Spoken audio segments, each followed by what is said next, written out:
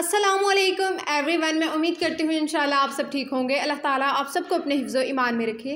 आज मैं आप सबको कुरान पाक की एक बहुत ही ख़ास और अहम आयत के बारे में बताना चाहती हूँ, जिसे हम आयतुल कुर्सी कहते हैं। ये आयत ना सिर्फ हमें अल्लाह ताला की अज़मत और कुदरत का एहसास दिलाती है, बल्कि इसके पढ़ने से बहुत ज़्यादा फ़ायदे हैं, बरकतें नाजिल होती हैं और अल्लाह ताला हमारी हिफाजत भी करता है। देखें, आयतुल कुर्सी की बेशुमार फजीलतें हैं और इसके बारे में बहुत सारी हदीस भी मौजूद हैं जो हमें इसकी बरकतों के बारे में बताती हैं। सही बुखारी में एक हदीस है जिसमें ज़िक्र आता है कि एक दफ़ा नबी करीम सल्लल्लाहु अलैहि वसल्लम हज़रत उबई बिन काब के पास तशरीफ़ ले गई, जो कि कुरान के बारे में बहुत ज़्यादा इल्म रखने वाले सहाबा में से थे। नबी सल्लल्लाहु अलैहि वसल्लम ने हज़रत उबई से पूछा, ए उबई, कुरान की सबसे बाबरकत आयत कौन सी है? हज़रत उबई ने आजिज़ी से जवाब दिया कि अल्लाह और उसके रसूल बेहतर जानते हैं। लेकिन नबी सल्लल्लाहु अलैहि वसल्लम ने इसरार किया कि हज़रत उबई जवाब देना, तो हज़रत उबई ने अर्ज़ किया, आयतुल कुर्सी। नबी सल्लल्लाहु अलैहि वसल्लम ने इनके जवाब पर खुशी का इजहार किया और उनकी तारीफ़ भी की। और एक और हदीस में आता है कि नबी सल्लल्लाहु अलैहि वसल्लम ने हज़रत अबू हुरैरा को सदक़े की हिफाजत के लिए मुकर्रर किया था। एक रात को एक चोर आया और हज़रत अबू हुरैरा ने इसे पकड़ लिया, लेकिन जब वो चोर भूख और मजबूरी का बहाना बनाकर माफ़ी मांगने लगा तो हज़रत अबू हुरैरा ने इसे छोड़ दिया। नबी सल्लल्लाहु अलैहि वसल्लम ने अगली सुबह इनसे पूछा कि रात वाले मेहमान का क्या हुआ, तो हज़रत अबू हुरैरा ने सारा वाक़या बयान किया। नबी सल्लल्लाहु अलैहि वसल्लम ने फरमाया, वो दोबारा फिर आएगा।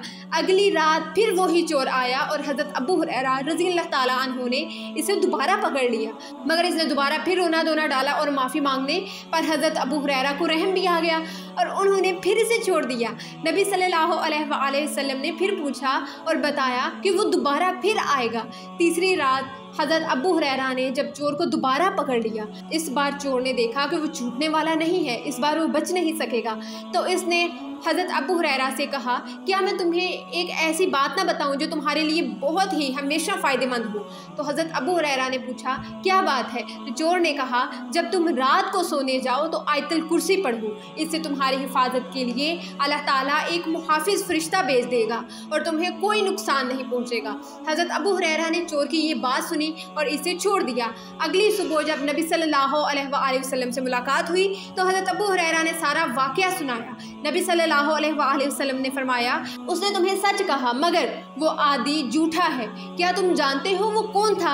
हज़रत अबू हुरैरा ने अर्ज़ किया, नहीं या रसूलल्लाह। नबी सल्लल्लाहु अलैहि वसल्लम ने फरमाया, वो शैतान था। इस हदीस में हम सीखते हैं कि हर रात सोने से पहले आयतुल कुर्सी पढ़ना बहुत ही ज़रूरी है, क्योंकि इससे अल्लाह ताला की तरफ से हिफाजत भी मिलती है। एक और हदीस में भी आता है कि जो शख्स हर नमाज के बाद आयतुल कुर्सी पढ़ता है ना, इसके और जन्नत में दाखिल होने के दरमियान सिर्फ़ और सिर्फ मौत का फासला रह जाता है। अब सवाल ये है कि आयतुल कुर्सी में ऐसी क्या खास बात है? ये आयत 1/3 सफ़े की है, मगर इसमें अल्लाह ताला की सिफ़ात और इसकी अज़मत का जिक्र है। अल्लाह ताला के नामों में सबसे अजीम नाम पता है कौन सा है? अल्लाह। और ये आयत अल्लाह की सिफ़ात को बयान करती है। अल्लाह वो है जो तमाम इबादतों के लायक है, वो हमेशा ज़िंदा है, उसे ना नींद आती है और ना ऊँघ, वो हर चीज़ का मालिक है और इसके हुक्म के बगैर कोई शिफात नहीं कर सकता। और वो जानता है जो कुछ महलूकात के सामने है और जो इनके पीछे है, और उसकी मालूमात में किसी की रसाई नहीं सिवाय इसके जो वो चाहे। इसकी कुर्सी आसमान और ज़मीन को घेरे हुए है और वो इनकी हिफाजत से बिल्कुल नहीं थकता। अल्लाह सब कुछ देखता है, सब कुछ जानता है और इसे किसी की मदद या आराम की ज़रूरत नहीं। इस आयत को रात को सोने से पहले ज़रूर पढ़ना चाहिए, क्योंकि एक और हदीस में आता है कि जो इंसान आयतुल कुर्सी को रात को सोने से पहले पढ़ता है, अल्लाह एक फ़रिश्ता इसकी हिफाजत के लिए मुकर्रर कर देता है, माशाअल्लाह, और कोई भी शैतान या बुरी चीज़ इसके करीब नहीं आ सकती। एक और हदीस में ये भी आता है कि जो इंसान हर फ़र्ज़ नमाज के बाद आयतुल कुर्सी पढ़ता है, इसके लिए जन्नत के दरवाज़े खोल दिए जाते हैं और इसके और जन्नत के दरमियान सिर्फ़ और सिर्फ मौत का फासला रह जाता है। तो आयतुल कुर्सी को अपनी आदत बनाएं, इसे अपनी डेली की रूटीन में शामिल करें, रात को सोने से पहले इसे लाजमी पढ़ें, अपने बच्चों को इसकी आदत बनाएं। ये आयत हमें याद दिलाती है कि अल्लाह का इल्म और इसकी हिफाजत हर जगह है। अल्लाह सब कुछ जानता है, जो कुछ हमारे आगे है और जो कुछ हमारे पीछे है, और दुनिया में जो कुछ भी होता है वो सब अल्लाह ताला की मर्ज़ी से होता है। आयतुल कुर्सी को जब आप तफसीर से सीखेंगे, पढ़ेंगे, तो आपको समझ आएगी कि हर चीज़ अल्लाह ताला की मर्ज़ी से होती है। कोई शख्स अल्लाह की मर्ज़ी के बगैर कुछ भी नहीं कर सकता।